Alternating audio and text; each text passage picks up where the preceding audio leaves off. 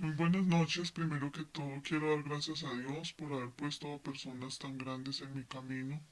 Quiero dar gracias a la maestra Margaret y a los maestros del templo espiritual, ya que por medio de ellos mi vida cambió en un 100%. Yo me encontraba en una situación de mi vida muy difícil, estaba pasando por momentos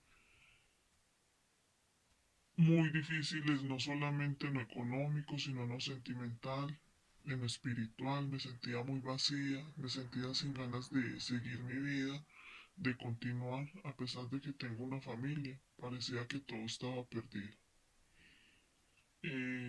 Un cierto día quise entrar en esta página y investigar, quise hacer una consulta y me encontré con la maestra Margaret, una persona muy dedicada, muy responsable, una persona muy transparente en su trabajo y en sus procesos. Me ha ayudado mucho. Independientemente del trabajo, me ha brindado un apoyo incondicional. Es una persona que me iluminó y me ayudó a salir adelante.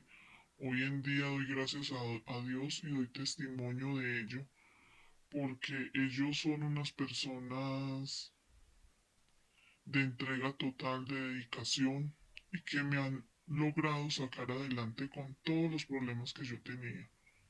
Entonces doy gracias a Dios por todo y más que todo a la maestra Margaret.